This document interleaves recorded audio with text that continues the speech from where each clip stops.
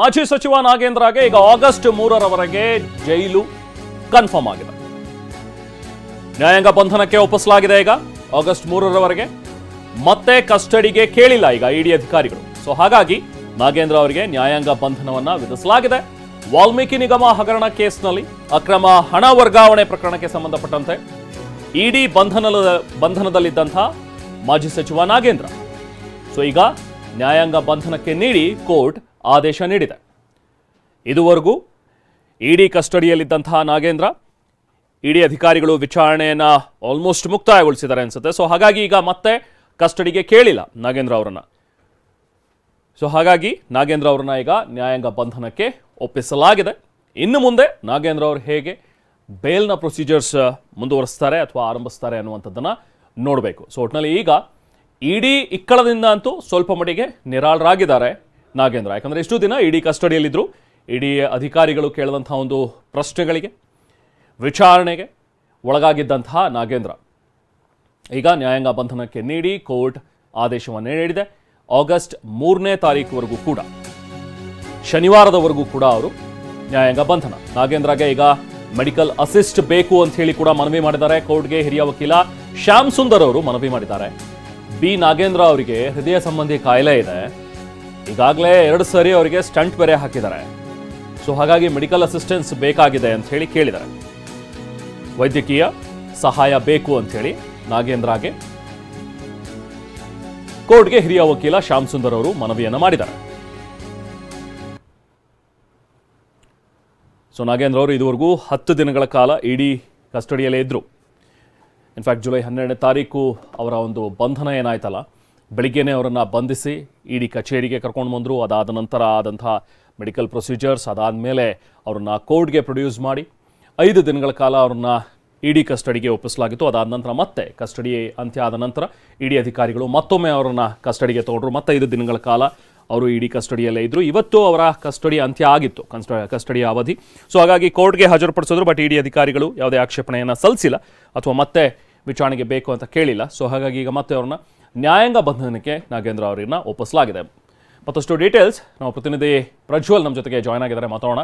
ಪ್ರಜ್ವಲ್, ಈಗ ನಾಗೇಂದ್ರ ಅವರಿಗೆ ಒಂದು ಹಂತದಲ್ಲಿ ನೋಡ್ತಾ ಹೋದ್ರೆ ಇಡಿ ಕಸ್ಟಡಿಯಿಂದ ಒಂದು ಸ್ವಲ್ಪ ಮಟ್ಟಿಗೆ ಪಾರಾಗಿದ್ದಾರೆ, ಇಡಿ ಅಧಿಕಾರಿಗಳ ಪ್ರಶ್ನೆಗಳಿಂದ ಪಾರಾಗಿದ್ದಾರೆ ಅಂತ ಹೇಳ್ಬೋದು. ಬಟ್ ನ್ಯಾಯಾಂಗ ಬಂಧನದಲ್ಲಿದ್ದಾರೆ. ಬಟ್ ಒನ್ ಥಿಂಗ್ ಈಸ್, ಈಗ ನೆಕ್ಸ್ಟ್ ಬೇಲ್ ಮೂವ್ ಮಾಡ್ಕೊಳ್ಳೋದಕ್ಕೆ ಒಂದು ಸ್ವಲ್ಪ ಅನುಕೂಲ ಆಯಿತು ಅಂತ ಅನ್ಸುತ್ತೆ. ಸೊ ಇವತ್ತು ಮತ್ತೆ ಈಗ ಅಧಿಕಾರಿಗಳು ಇಡಿ ಕಸ್ಟಡಿಗೆ ಕೇಳದೇ ಇರುವಂಥದ್ದಕ್ಕೆ ಏನು ಕಾರಣಗಳು ಇರಬಹುದು ಅಥವಾ ಏನಾದರೂ ವಿಚಾರಣೆ ಕಂಪ್ಲೀಟ್ ಆಗಿದೆ ಅನ್ನುವಂಥದ್ದು ಏನು ಇನ್ಸೈಟ್ಸ್ ಸಿಗ್ತಾ ಇದೆ ಪ್ರಜ್ವಲ್?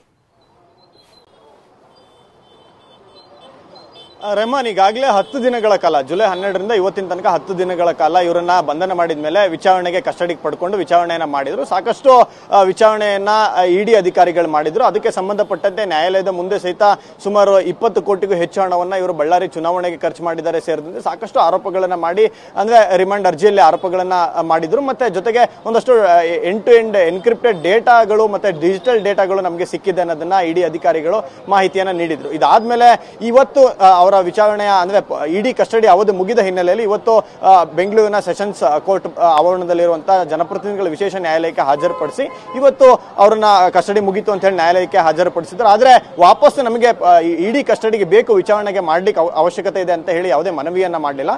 ಮತ್ತೆ ಇನ್ನೊಂದು ವಿಚಾರ ಅಂತ ಅಂದ್ರೆ ಅವರ ಅಪೋಸಿಷನ್ ಲೀಡರ್ ಅಂದ್ರೆ ಅಪೋಸಿಷನ್ ವಕೀಲರು ಏನಿದ್ದಾರೆ ಅಂದ್ರೆ ನಾಗೇಂದ್ರ ಪರ ವಕೀಲರು ಶ್ಯಾಮ್ ಸುಂದರ್ ಅವರು ಸಹಿತ ಇವತ್ತೇನು ಆರ್ಗ್ಯುಮೆಂಟ್ಸ್ ಗಳನ್ನ ಮಾಡಲಿಲ್ಲ. ಕೇವಲ ನಮ್ಮ ಕ್ಲೈಂಟ್ಗೆ ಹೆಲ್ತ್ ಕಂಡೀಷನ್ ಸರಿ ಇಲ್ಲ, ಈಗಾಗಲೇ 2 ಸಲ ಸ್ಟಂಟ್ ಹಾಕಿದ್ದಾರೆ, ಹೀಗಾಗಿ ಅವರಿಗೆ ಮೆಡಿಕಲ್ ಅಸಿಸ್ಟೆನ್ಸ್ ಅನ್ನ ಬೇಕು ಅಂತ ಹೇಳಿದ್ರು. ಅದಕ್ಕೆ ನ್ಯಾಯಾಧೀಶರು ಸಹಿತ ಅದು ಸಾಮಾನ್ಯವಾಗಿ ಸಿಗುತ್ತೆ, ಅದಕ್ಕೆ ತೊಂದರೆ ಇಲ್ಲ ಅನ್ನೋ ಮಾತುಗಳನ್ನೇ ಹೇಳಿದ್ರು. ಅದನ್ನ ಆರ್ಡರ್ ಸಹಿತ ಬರ್ಸಿ ಅಂತ ಹೇಳಿ ಇವರು ವಕೀಲರು ಮನವಿಯನ್ನ ಮಾಡಿದ್ರು. ಅದು ಮುಂದಿನ ಪ್ರೋಸೆಸ್ ನಡೀತು. ಈಗಾಗಲೇ 14 ದಿನಗಳ ಅಂದ್ರೆ ಆಗಸ್ಟ್ 3ನೇ ತಾರೀಕು ತನಕ ಇವರಿಗೆ ಒಂದು ಜುಡಿಷಿಯಲ್ ಕಸ್ಟಡಿಯನ್ನು ಈಗಾಗಲೇ ನ್ಯಾಯಾಲಯ ವಿಧಿಸಿದೆ. ಮತ್ತೆ ನಾಳೆಯಿಂದನೇ ಬೇಲ್ ಅರ್ಜಿಯನ್ನ ಹಾಕೊಳ್ತೀವಿ ಅನ್ನೋದನ್ನ ಹಿರಿಯ ವಕೀಲ ಶ್ಯಾಮ್ ಸುಂದರ್ ಅವರು ಸಹಿತ ಈಗಾಗಲೇ ನ್ಯಾಯಾಲಯಕ್ಕೆ ತಿಳಿಸಿದ್ರು. ಅದನ್ನ ನಾಳೆ ಪ್ರೋಸೆಸ್ ಶುರು ಆಗ್ಬೋದು ಒಂದ್ ಕಡೆ. ಮತ್ತೆ ಇನ್ನೊಂದು ಕಡೆ ಸತ್ಯನಾರಾಯಣ್ ವರ್ಮಾ ಅಂತ ಹೇಳಿ ಏನಿದ್ದ ಫಸ್ಟ್ ಬ್ಯಾಂಕ್ ಅಂದ್ರೆ ಹೈದರಾಬಾದ್ ನಲ್ಲಿ ಹಣ ಹೋಗಿತ್ತು ಅಂತ ಹೇಳಿ ಏನೀಗಾಗಲೇ SIT ಅರೆಸ್ಟ್ ಮಾಡಿದ್ರು. ಆತನನ್ನ ಈಗಾಗಲೇ ಇಡಿ ಅಧಿಕಾರಿಗಳು ಜೈಲಿನಲ್ಲಿ ಒಂದ್ಸಲ ವಿಚಾರಣೆಯನ್ನ ಮಾಡಿ ಕಾನೂನುಬದ್ಧವಾಗಿ ಅವರ ಪ್ರಕಾರ ಅರೆಸ್ಟ್ ಅನ್ನ ಮಾಡ್ಕೊಂಡಿದ್ದಾರೆ. ಮತ್ತೆ ಈಗ ಅರೆಸ್ಟ್ ಮಾಡಿದ ನಂತರವಾಗಿ ಬಾಡಿ ವಾರೆಂಟ್ ಬೇಕು, ಆತನನ್ನ ತಮ್ಮ ವಶದಲ್ಲಿ ಇಟ್ಕೊಂಡು ವಿಚಾರಣೆ ಮಾಡಬೇಕು, ಕೇವಲ ಜೈಲಲ್ಲಿ ವಿಚಾರಣೆ ಮಾಡಿದ್ರೆ ಸಾಕಾಗೋದಿಲ್ಲ ಅಂತೇಳಿ ನ್ಯಾಯಾಲಯಕ್ಕೆ ಮನವಿಯನ್ನ ಮಾಡಿದ್ರು. ಅದಕ್ಕೂ ಸಹಿತ ನ್ಯಾಯಾಲಯ ಪುರಸ್ಕರಿಸಿ ಅವ್ರಿಗೆ ಆರ್ಡರ್ನ ಕೊಟ್ರೆ ಸತ್ಯನಾರಾಯಣ ವರ್ಮನನ್ನ ಅಧಿಕಾರಿಗಳು ವಶಕ್ಕೆ ಪಡ್ಕೊಂಡು ಇಡಿ ಕಚೇರಿ ಕರ್ಕೊಂಡ್ಬಂದು ವಿಚಾರಣೆ ಮಾಡ್ತಾರೆ. ಒಂದು ರಿಲೀಫ್ ಏನಂತ ಅಂತಂದ್ರೆ ಇಷ್ಟು ದಿನ ಇಡಿ ಅಧಿಕಾರಿಗಳ ವಶದಲ್ಲಿದ್ರು, ಅವರು ಕೊಡ್ತಿದ್ದಂತ ಟ್ರೀಟ್ಮೆಂಟ್ ಮತ್ತೆ ಅವರು ಕೇಳ್ತಿದ್ದಂತ ಪ್ರಶ್ನೆಗಳು, ಪದೇ ಪದೇ ಒಂದು ಹಣಕಾಸಿನ ವ್ಯವಹಾರಕ್ಕೆ ಸಂಬಂಧಪಟ್ಟಂತೆ ಮಾಡ್ತಿದ್ದ ಪ್ರಶ್ನೆಗಳು, ಇದೆಲ್ಲದರಿಂದಲೂ ಸದ್ಯಕ್ಕೆ ಒಂದು ರಿಲೀಫ್ ಅನ್ನ ಪಡ್ಕೊಂಡಿದ್ದಾರೆ ನಾಗೇಂದ್ರ. ಮತ್ತೆ ಈಗ ಜುಡಿಷಿಯಲ್ ಕಸ್ಟಡಿಗೆ ಹೋಗ್ತಿರೋದ್ರಿಂದ ಜುಡಿಷಿಯಲ್ ಕಸ್ಟಡಿಯಿಂದ ಅವರು ಬೇಲ್ ಅರ್ಜಿಯನ್ನ ಹಾಕೊಬಹುದು, ಬೇಲ್ ಸಿಗಬಹುದು ಸಿಗದಲ್ಲೇ ಇರಬಹುದು, ಅದು ಮುಂದಿನ ದಿನಗಳಲ್ಲಿ ನಿರ್ಧಾರ ಆಗುತ್ತೆ.